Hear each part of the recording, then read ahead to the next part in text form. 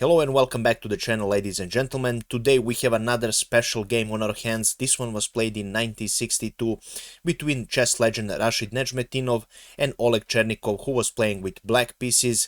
What is so unique about this game is that Rashid Nezhmetdinov sacrificed the queen on the 12th move, but it's not your typical queen sacrifice where you sacrifice your queen and then you win by a forced checkmate. Rather, this sacrifice is actually made by Nezhmetdinov to create a positional advantage and to develop his pieces even more in the position. And even though it looked that black was a clear queen up, he couldn't convert his advantage and white was much more active and he managed to actually win the game. The game ended in a winning endgame for Rashid Nezhmetdinov, and I think this game will really benefit you if you just want to think outside of the box and see how you can utilize your pieces and compare it to a queen, for example. So truly wonderful game. I'm sure you will enjoy. And as always, if you like the video, please make sure to leave a comment, like and share, and we will go straight into the game. So Nezhmetdinov was playing with white and he opened the game with e4. His opponent replied with c5, knight f3 and knight c6. We are in Sicilian, in all Sicilian defense for now. d4, c takes on d4 and knight takes on d4 for Rashid Nezhmetdinov.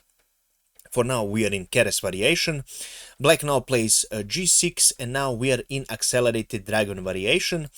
White continues with knight c3, bishop g7 for black, and right now white develops his bishop and he plays bishop e3, right now protecting this knight. After that black plays knight f6 and now a tricky move by white, bishop f4. Right now if you're thinking black might be tempted to play this knight on a5, but I will show you what will happen if you decide to play so. It looks like completely innocent move. You're attacking this white square bishop and you're forcing him to go back, but actually you are falling into a pretty nice trap. I will show you with bishop takes on f7, and after this move, if you decide to capture, we have a beautiful e5 move, and right now your knight is in trouble. The best variation for black is to actually play knight c4 and to just leave this knight free for taking. If you get greedy and after knight e8 and after e5 you decide to play knight e8, then you will either lose your queen or you will get checkmated. So let me show you.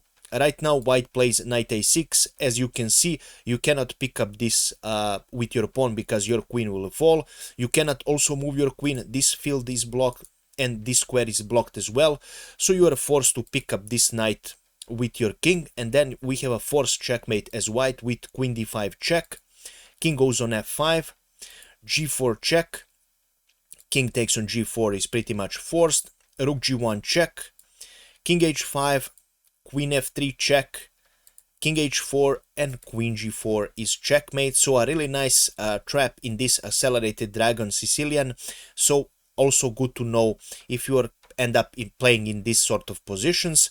Of course this wasn't played, and after bishop c4 Chernikov decided to castle and our game continued with bishop b3, and right now black decided to play knight g4. His idea is to capture this dark squared knight, and of course as you can see this knight is free for taking, but only for so long, and our game continues with queen taking on g4, and right now this knight falls as well, and that was the idea behind this move of black to enable this trade. Our game continues with queen h4 for Nezhmetdinov, and queen a5 was played for his opponent, so right now he's trying to pin this knight, and after this move Nezhmetdinov castles, and putting his king to safety obviously is a priority in this sort of positions. And right now black decided to play bishop f6 to try and push away this queen, and in this move Nezhmetdinov completely surprises his opponent, and this is now the critical part of the game where Nezhmetdinov captures this bishop. A truly wonderful move, and looks like completely you just don't see immediately what white wanted to gain with this move, but he actually wants to gain a positional advantage and create weaknesses in black's position. You can see that right now after this trade and picking up this knight, white will have a bishop's pair, and it will be really scary to defend this weak f6 pawn. I will show you now what would happen immediately if e takes on f6 is captured, then bishop d4, king g7 to protect this pawn, and after knight d5, this looks already really scary for black, so that is the reason why this wasn't played. And as you can see, although black has a queen, it's really hard to maneuver this queen in order to defend the position, because underdeveloped pieces of black are on the table. You can check out this rook, you can also check out this bishop, and it's really hard for black to defend. So that is the reason why after queen picking up on f6, firstly black plays an intermediate move with knight e2 check, and right now after knight picking up on e2, e takes on f6 is played. This is a better solution for black, and at the moment black is slightly better, so really slightly better, and this is the better solution because right now this knight is pulled back from this strong square and he cannot immediately attack the black's position. He cannot jump here and he also cannot jump here, so you prevented that with this sacrifice. So our game continued with knight c3 for Nezhmetdinov, returning the knight to a better square, and right now rook e8 was played for black, putting this rook in game and aiming at this pawn. Nezhmetdinov doesn't care about that so much, and he plays knight d5. So right now obviously you cannot pick up this pawn here, because this pawn will hang and you will have a fork and your rook will fall. So that is the reason for now. Also this pawn is attacked on f6, so for now Chernikov has to be satisfied with playing rook e6 and defending this pawn. Our game continued with bishop d4, increasing the pressure on this pawn here, and Chernikov now decided to defend this pawn with king g7. Nezhmetdinov continues with rook a to d1 here, and our game continued with d6, which is a slightly dubious move because black's idea was to develop his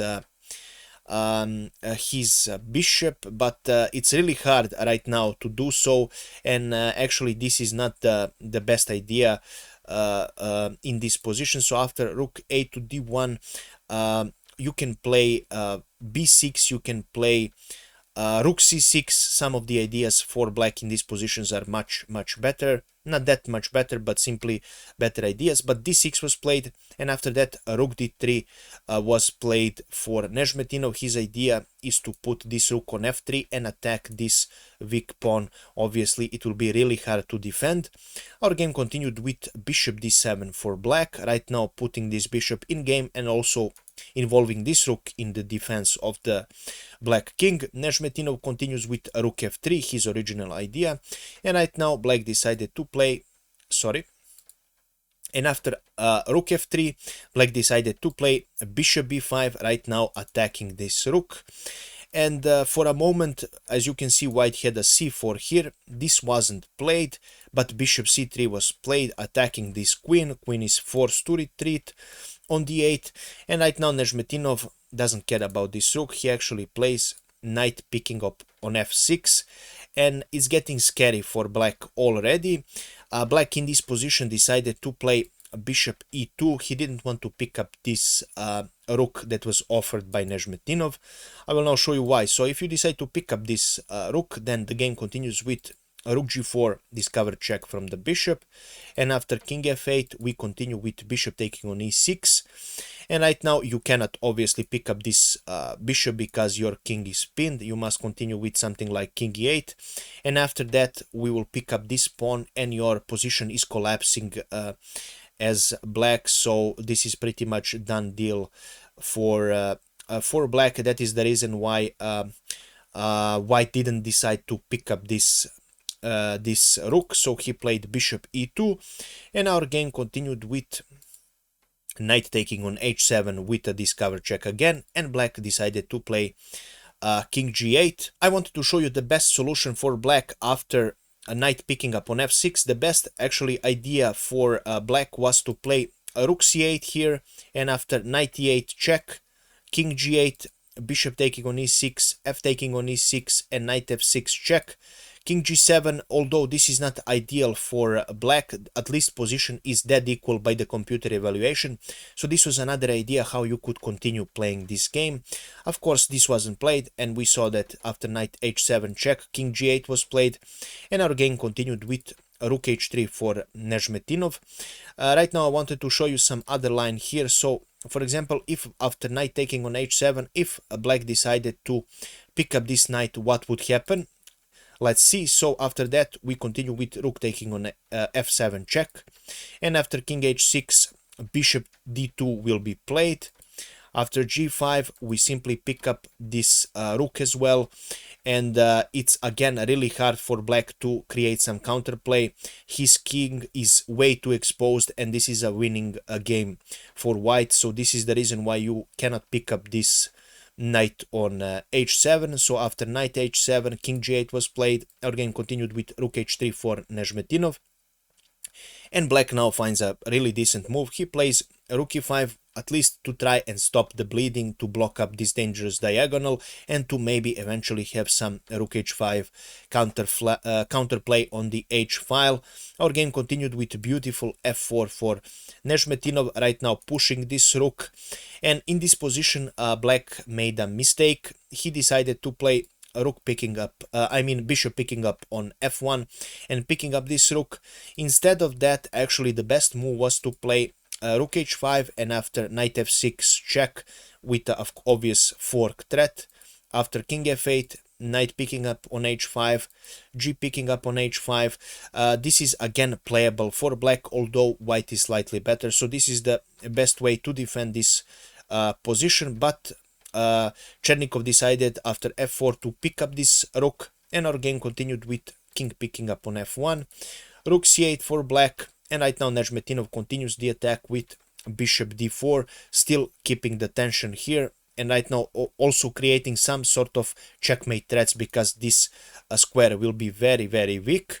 Our game continued with b5. This is again a mistake by black. The same move from before was working, so rook h5 again works for black. Right now already the situation is much worse for black, but still it will stop the so to speak bleeding in the position, and you can still play. But now it's already a bit later than before. So after b5, this is a waste of time for black. Knight g5 was played for Nezhmetdinov. Again, this rook is under attack.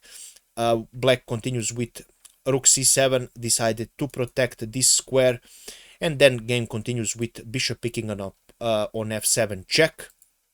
Rook takes on f7, rook h8 check, king picks up on h8, knight takes on f7 check and a fork, king h7, and rook picking up on d8. After this, game continued with rook picking up on e4, knight c6 for black, rook picking up on f4 check, king e2, and in this position Chernikov decided to resign, because two pieces are much more are much better in this position than the black's rook, and simply black cannot win this game. As you can see, this line is completely blocked. The black rook cannot infiltrate white's position, and that is the reason why Chernikov resigned. And simply this is a completely won endgame for white. Actually, computer gives the evaluation of 2.16, so this is a clear advantage and a win for white.